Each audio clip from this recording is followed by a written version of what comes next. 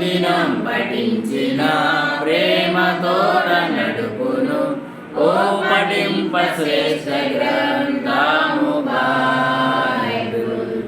The best book to read is the Bible. The best book to read is the Bible. If you read it every day, it will help you all the way.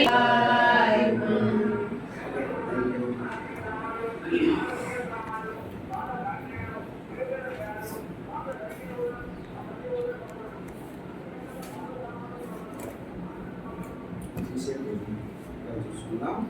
అందరూ కూడా Bible తెరిచి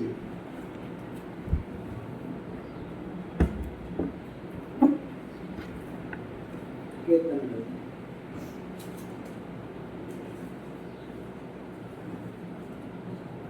107వ కీర్తన 19-20. 107వ కీర్తన 19-20 అందరం చదువుతాం. కష్టకాలమందు వారు యెహోవాకు మొరపెట్టిరి. దేవా యేసయ్యానికి వందనాలు.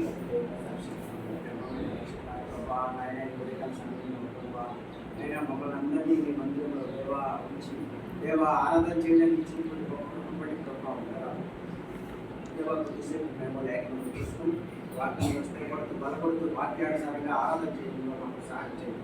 మీరు మా మధ్యలో ఉండి నడిపించండి. మీ సిలువ చెట్లు నన్ను నలదపరచండి. ఏ మాట కలిసినా ఆ మాటలు తెచ్చండి. మీరు మా మధ్యలో ఉండి సిలువ వరకు నడిపించండి.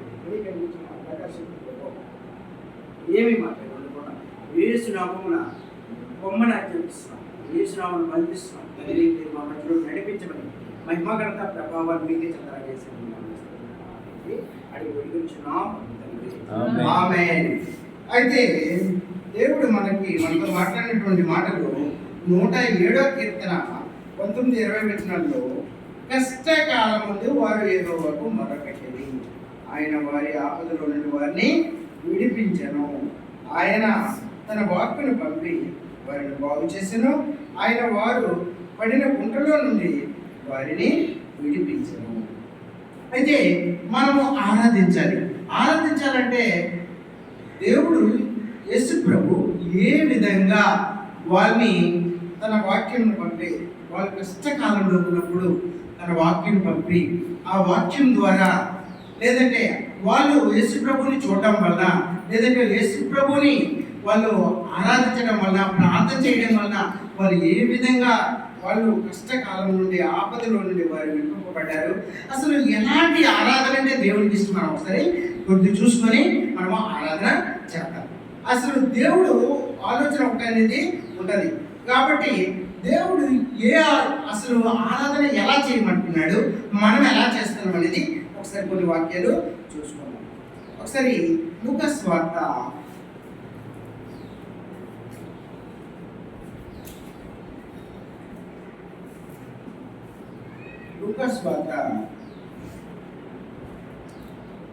17వ అధ్యాయం 16వ వచనాన్ని మనము చూస్తున్నాం.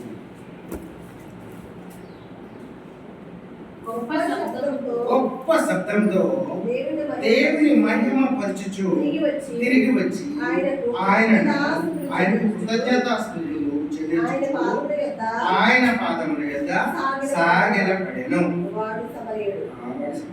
అంటే చూడండి, ఇక్కడ జరిగినటువంటి సిచ్యుయేషన్ ఏంటంటే వీళ్ళు 10 మంది కుష్ఠరోగులు 10 మంది కుష్ఠరోగులు యేసు ప్రభు దగ్గరికి వచ్చినప్పుడు ఆ 10 మంది కూడా స్వస్థపడ్డారు. అది ఇది దానిగా ఈ సారాంశం.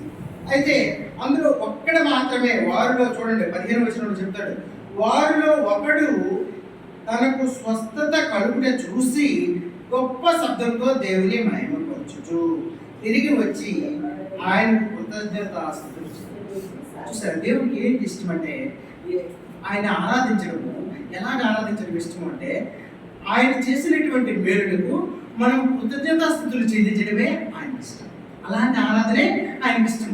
అక్కడ 9 మంది రాలే, ఒకే ఒకడు యేసు ప్రభు దగ్గరికి వచ్చి ఏం చెప్పాడంటే గొప్ప శబ్దంతో ఆయన చేసినటువంటి మనం చేసినటువంటి ఆ గొప్ప మేలుని మనము గొప్ప శబ్దంతో అంటే ఎలుగెత్తి మనం చాటాలి, 10 మందికి చెప్పాలి. అలా చెప్పుతూ ఏంటంటే ఆయన దగ్గరికి వచ్చి ఆయన దగ్గర మనం ఆయనకి కృతజ్ఞతాస్తుతులు చెల్లించాలి. ప్రభువా, మీరు చేసినటువంటి గొప్ప మేలుకి మీకు వందనాలు, మీరు ఇచ్చినటువంటి మాకు స్వస్థతను బట్టి మీకు వందనాలు అని ఆయనకి కృతజ్ఞతాస్తుతులు చెల్లించడమే ఆయనకి మనం చేసినటువంటి గొప్ప ఆరాధన. ఆయన చాలా ఇష్టపడ్డాడు.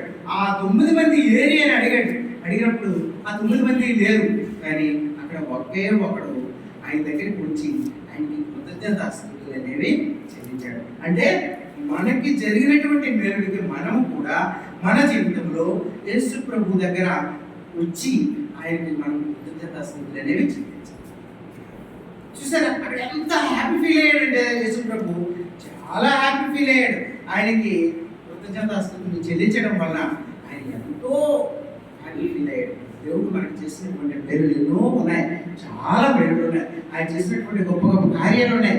వాటన్నిటికీ మనము ఆయన కృతజ్ఞతాస్తుతులు చెల్లించి మనము ఆరాధన అనేది చేయాలి. అలాగే మత్తయి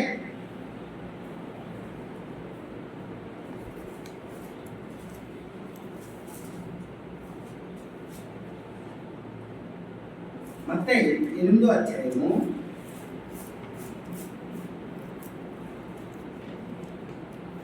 1, 2, 3, 4 చదువుకుందాం. ఆయన ఆ కొండ మీద నుండి దిగి వచ్చినప్పుడు బహు జన సమూహము ఆయనను వెంబడించెను. ఇదిగో కుష్టు రోగం వచ్చి ఆయనకు మొక్కి, ప్రభువా, నీకు ఇష్టమైతే నన్ను శుద్ధిగా చేయవలెనని. అందుకు ఆయన చేయి చాపి వాణ్ణి ముట్టి, నాకు ఇష్టమే, నువ్వు శుద్ధుడు కమ్మని చెప్పగా తక్షణమే వాని కుష్టు రోగము శుద్ధి అయ్యను.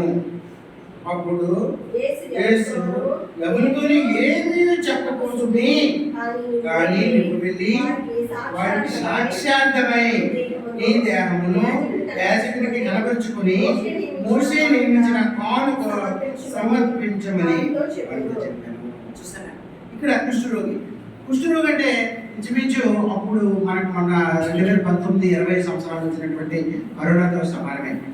కుష్ఠరోగి కూడా ఊరు బయట ఏంటి ఉంచేవారు. అప్పుడు ఎవరికైతే కుష్ఠరోగం ఉందో వాళ్ళందరూ ఊరు బయట కొన్ని ఇల్లు కట్టి ఆ ఇంట్లో ఆ కుష్ఠు ఉంచేవారు.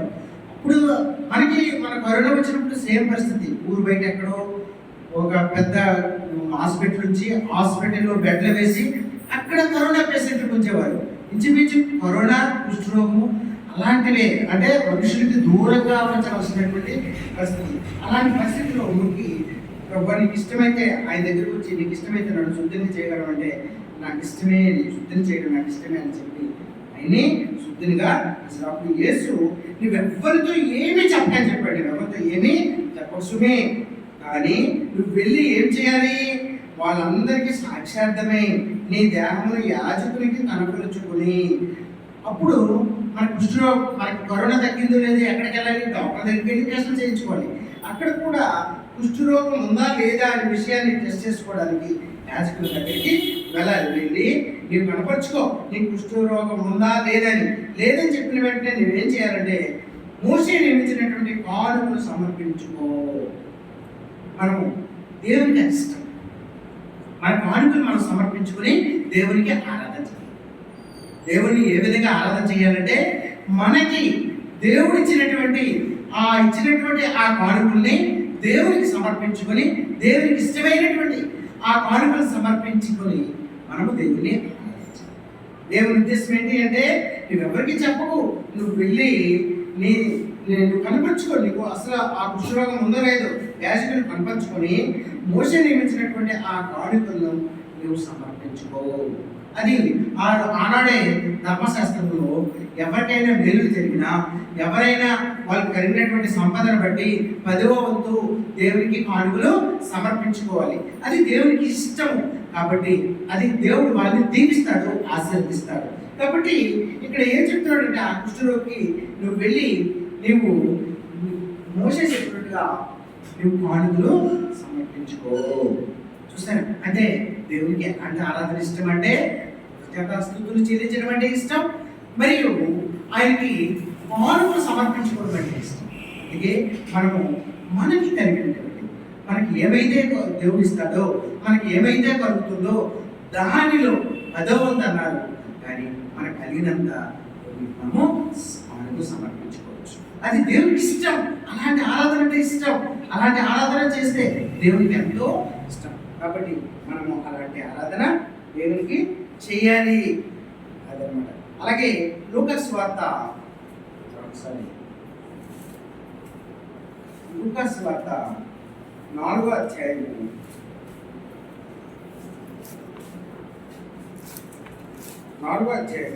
38-39 చదువుకున్నాం.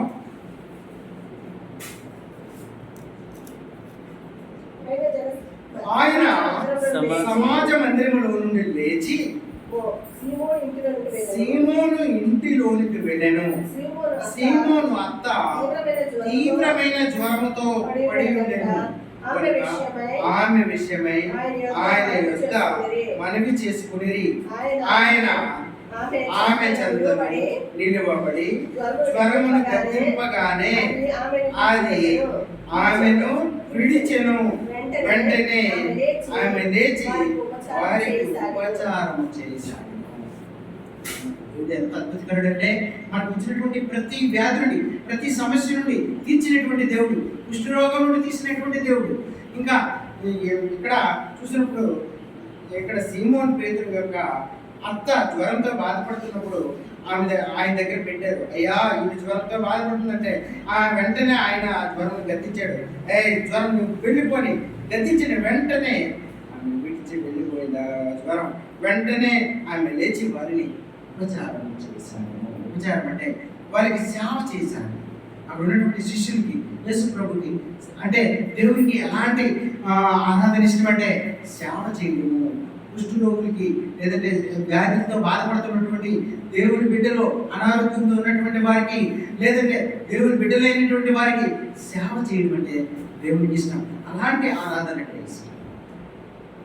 అంటే ఇక్కడ దేవునికి ఎలాంటి ఆరాధన ఇష్టం అంటే ఆమెకు, అంటే ఆమె లేచి వారికి ఉపచారం చేయడం. అంటే ఉపచారం చేయడం అంటే ఆమెకు చాలా ఇష్టం. అంటే ఆ దేవుడికి అది ఇష్టం కాబట్టి ఆమె చేయగలిగింది. అంటే దేవుడు ఇక్కడ ఎలాంటి వాడంటే ఎలాంటి వ్యాధినైనా ఆయన నయం చేసినటువంటి అలాంటి దేవుడిని మన హృదయపూర్వకంగా మనము ఆరాధించాలి. ఎంత అంటే ఎలాంటి పరిస్థితిలో ఉన్నా, అంటే కుష్ఠు రోగంతో ఉన్నా, ఇంకా నడవలేని పరిస్థితిలో ఉన్నా, గుడ్డివారైనా, అంగవైకల్యంతో ఉన్నా, ఎవరినైనా స్వస్థపరిచినటువంటి ఆ గొప్ప దేవుడిని మనము ఆయనకి ఏ విధమైనటువంటి ఆరాధన ఇష్టమో అలాంటి ఆరాధన మనము చేయాలి. అయితే ఇక్కడ మార్పు ఒకసారి చూసుకుందాం. మార్పు 5వ అధ్యాయం 19-20. ఆయన వారికి సెలవీయక నీవు నీ ఇంటి వారి వద్దకు వెళ్ళి ప్రభువు నీ యొద్ద కనికరపడి నీకు చేసిన కార్యములన్నింటినీ వారికి తెలియజెప్పుమని వాడు వెళ్ళి యేసు తనకు చేసినవన్నీ తెగపోలిలో ప్రకటింప ప్రారంభించగా వారందరూ ఆశ్చర్యపడి వారందరూ కూడా ఇక్కడ జరిగినటువంటి సంఘటన ఏంటి అంటే, ఇక్కడ గెరాసేను దేశంలో అక్కడ అపవిత్ర ఆత్మ పట్టినటువంటి ఒకడు సమాధుల్లో తిరుగుతూ ఉంటాడు. వాడు ఆ సమాధిలో ఆయనకి ఇల్లు సమాధే. ఆ సమాధిలో అడవి ప్రాంతాల్లో, ఆ కొండ ప్రాంతాల్లో తిరుగుతూ ఉంటాడు అన్నమాట. వాడికి చేతికి సంఖ్యలు వేసిన తెంపి తుత్తినీరుగా చేసి ఇంకా కేకలు వేసుకుంటూ ఆ అడవిలో తిరుగుతూ ఉంటాడు అన్నమాట. అలాంటి వాడికి యేసు ప్రభు కనిపించినప్పుడు నువ్వు నా దగ్గరికి ఎందుకు వచ్చావు అని, నువ్వు గొప్ప దేవుడు, నువ్వు సర్వోన్నతుడైనటువంటి దేవుని కుమారుడా, నీవు నాతో నీకేం పని ఉందని ఆయన మొరపెట్టుకున్నప్పుడు వెంటనే గద్దించి ఆయన దగ్గర నుండి అక్కడ వాడి దగ్గర ఉన్నటువంటి ఒక దెయ్యం కాదు, కొన్ని 2000 దెయ్యములు పట్టుంటాయి. ఆడికి వాడిలో ఉన్నటువంటి ఆ దెయ్యాలన్నింటినీ కూడా ఒక పందుల మందలకు విడిచిపెట్టి ఆ పందుల మందలన్నీ కూడా ఆ సముద్రంలో పడి వస్తాయి. అయితే అప్పుడు ఆ స్వస్థత పడినటువంటి ఆ వ్యక్తికి యేసుప్రభు చెప్పినటువంటి మాటలు ఏంటంటే, నీవు నీ ఇంటి వద్దకు వెళ్ళి ప్రభువు నీ యందు కనికరపడి నీకు చేసిన కార్యములన్నింటినీ వారికి తెలియజేయము. దేవుడికి అది ఇష్టం. నీకు నాకు చేసినటువంటి ఆ గొప్ప మేలును మనం ఎవరికైనా తెలియజేస్తున్నామా? మనం తెలియజేయాలి. అదే సువార్త. దేవుడు చేసినటువంటి ఆ గొప్ప కార్యములు, దేవుడు చేసిన మన పూర్వీకులు చేసినటువంటి ఆ కార్యములు మనం తెలియజేయాలి. అంటే సువార్త అంటే దేవునికి ఇష్టం. అలాంటి సువార్త చేసి దేవుణ్ణి మనము ఆరాధించాలి. మనము దేవుణ్ణి ఆరాధించాలి. అందుకే చెప్తున్నాడు, నువ్వు వెళ్ళి ఏం చేయాలంటే, నువ్వు నీ ఇంటికి వెళ్ళి నీకు చేసిన కార్యములన్నింటినీ వారికి తెలియజేయు. నీకు ఏ విధంగా నీవు ఎలా ఉండేవాడు, నువ్వు ఏ విధంగా తిరిగేవాడు, సమాధిలో ఎలా ఉండేవాడు, అడవి ప్రాంతాల్లో కొండ ప్రాంతాల్లో నువ్వు తిరిగి నీవు పడుతున్నటువంటి ఆ బాధ, అది ఆ దెయ్యాలు అన్ని విడిచిపెట్టి ఆ పందులన్నీ మరణించి ఇంకా అవన్నీ జరిగినటువంటి ఆ సంఘటనలన్నీ కూడా నీ ఇంటి వారికి తెలియజేయండి. మనకి కూడా దేవుడు అదే చెప్తున్నాడు. నీకు దేవుడు ఏం చేశాడు? నీకు వాక్యం పంపించాడు, సువార్త పంపించాడు. ఆ సువార్త విన్నాం. ఈ దినం ఆయన సన్నిధిలో ఉన్నాం, ఆయన సన్నిధిలో మోకరిస్తూ ఉన్నాం. ఎన్నో గొప్ప గొప్ప అద్భుతాలు మన జీవితంలో జరుగుతూ ఉన్నాయి. మనం ఇంట్లో కూర్చొని హ్యాపీగా ఉండడం కాదు, ఆ విషయాలు మన ఇంటి వారికి, మన ఊరు వారికి తెలియజేయాలి. అది అలాంటి ఆరాధన అంటే దేవుడికి ఇష్టం. అలాంటి ఆరాధన దేవునికి ఇష్టం. ఆ ఆరాధన చేయాలి. ఆ ఆరాధన మనం చేయగలిగినప్పుడు దేవునికి ఎంతో సంతోషిస్తాడు. మన ఆరాధన చూసి దేవుడు ఎంతో మురిచిపోతాడు. కాబట్టి అలాంటి ఆరాధన అంటే దేవునికి ఇష్టం. వాడు వెళ్ళి ఏం చేశాడు? యేసు తనకి చేసినవన్నీ దెకపాలిలో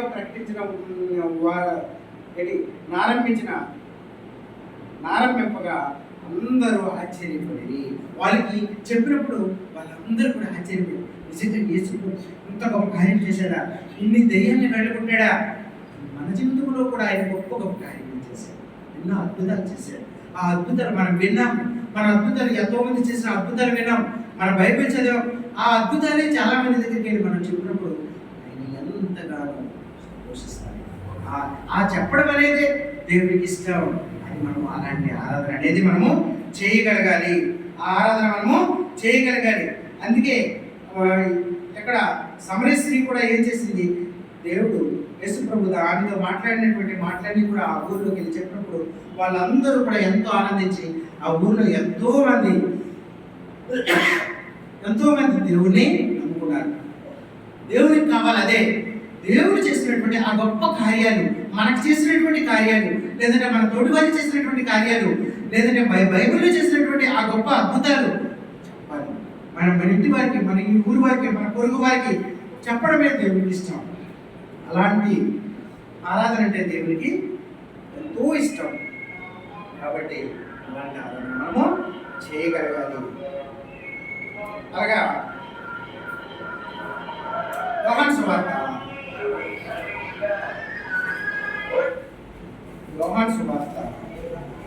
5వ అధ్యాయం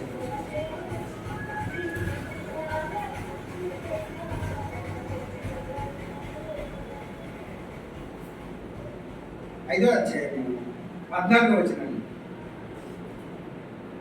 అటు తర్వాత యేసు దేవాలయంలో వారిని చూసి ఇదిగో స్వస్థత నొందితివి, మరి ఎక్కువ కీడు నీకు తగలకుండానట్లు ఇక్కడ పాపము చేయమని చెప్పగా. చాలు. ఇక్కడ ఏం చెప్పాడంటే, మనము స్వస్థత పొందిన తర్వాత మరి జీవితంలో మనం పాపములు చేయకుండా ఉండడమే దేవుని మనము ఆరాధించడం. అయితే ఇక్కడ ఏంటి జరిగినటువంటి సంఘటన అంటే, ఇక్కడ బెతస్తా అనబడినటువంటి ఒక కోనేరు ఉంది. అక్కడ 5 మండపాలు ఉంటాయి. అక్కడ ఏంటంటే ప్రతిరోజు కూడా అక్కడ ఒక దేవదూత వచ్చి ఆ కోనేరు నీటిని కలుపుతూ ఉంటుంది. అక్కడ ఉన్నటువంటి వాళ్ళు చాలామంది వ్యాధిగ్రస్తులు ఉంటారు, వ్యాధితో బాధపడినటువంటి వారు ఉంటారు. వాళ్ళందరూ కూడా ఎవరైతే ముందు దాంట్లో దిగుతారో వాళ్ళు స్వస్థపరచబడతారు. అది అక్కడ జరిగినటువంటి సంఘటన. అక్కడ ఏంటి అంటే చాలా మంది వ్యాధిగ్రస్తులు, అక్కడ చాలా మంది గుడ్డివారు, కుంటివారు, అక్కడ ఊచుకాలు చేతులు ఉన్నటువంటి వారు, అలాంటి వారందరూ కూడా అక్కడ ఉంటారన్నమాట. కానీ అక్కడ 38 ఏళ్ల నుండి వ్యాధి కలిగినటువంటి ఒక మనుష్యుడు ఉంటాడు. ఆయన దగ్గరకు వచ్చి ఏంటి యేసు ప్రభు స్వస్థపరుస్తాడు. స్వస్థపరచడం వలన ఆయన స్వస్థత పొంది ఆయనకి ఏం చెప్తాడంటే ఈ మాటే చెప్తాడు. అటు తర్వాత యేసు దేవాలయంలో వాడిని మళ్ళీ చూసి వెళ్ళిపో అని చెప్తాడు.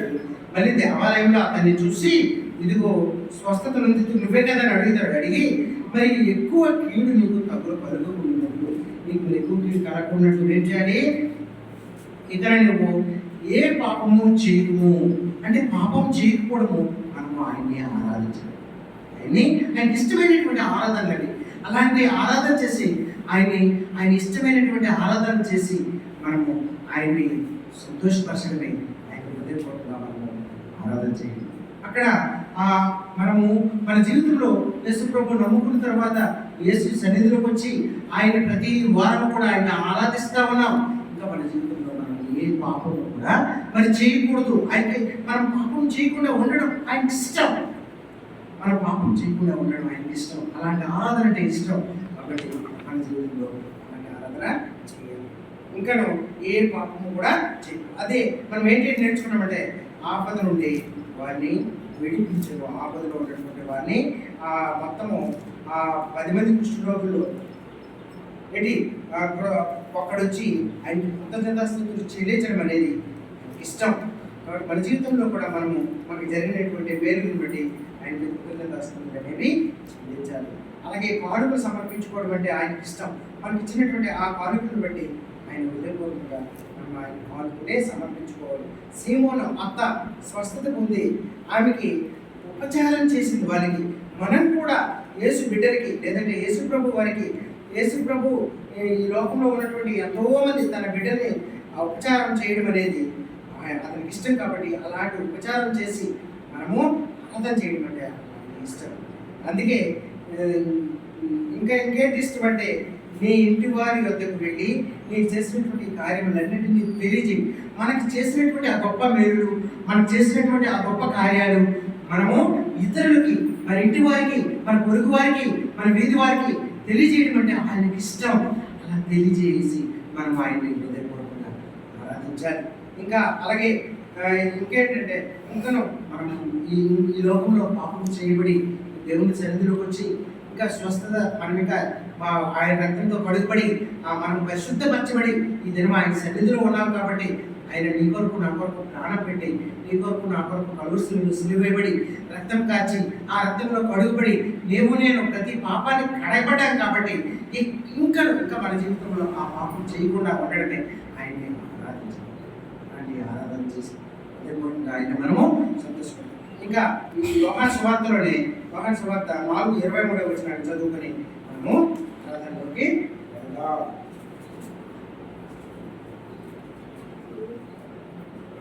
అయితే యథార్థంగా ఆరాధించేవారు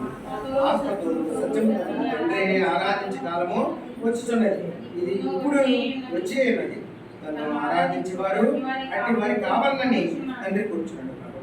హృదయపూర్వకంగా మన హృదయాన్ని ఆయన పాద సన్నిధిలో పరిచి మన హృదయపూర్వకంగా ప్రభువా నీవు నా జీవితంలో ఎన్నో అద్భుతాలు చేసావు, ఎన్నో కార్యాలు చేసావు, నీకు నేను కృతజ్ఞతాస్తుతులు చెల్లించలేకపోయానే. హృదయపూర్వకంగా నీకు కృతజ్ఞతాస్తుతులు చెల్లిస్తున్నాడు. ఆ 10 మంది కుష్ఠరోగులు ఒకే ఒక ఆయన మీకు కృతజ్ఞతాస్తుతులు చెల్లించాడు. ప్రభువా నీవు నాకు చేసినటువంటి మేలును బట్టి కృతజ్ఞతాస్తుతులు చెల్లిస్తున్నాడు. దేవా నాయన కానుకలు సమర్పించే హృదయపూర్వకంగా ఆయన ఆరాధించాలి. అలాగే ఉపచారాలు చేసి ఇంకా అలాగే ఆయన చేసినటువంటి ఆ గొప్ప కార్యములు 10 మందికి తెలియజేసి సువార్త అందించి మనము ఆరాధన చేస్తే ఎంతగానో ఇంకా మన జీవితంలో పాపం చేయకుండా ఉంటుంది. ఆరాధన చేస్తే సమయం వచ్చింది కాబట్టి హృదయపూర్వకంగా మన హృదయాన్ని ఆయన సన్నిధిలో ఆయన మోకాల దగ్గర భరిచి మనం హృదయపూర్వకంగా ఒకరి తర్వాత ఒకరు ఆరాధన చేద్దాం. ముందు వరండాలో ఉన్నవారు, తర్వాత రూమ్లో ఉన్నవారు అందరూ ఒకరి తర్వాత ఒకరు.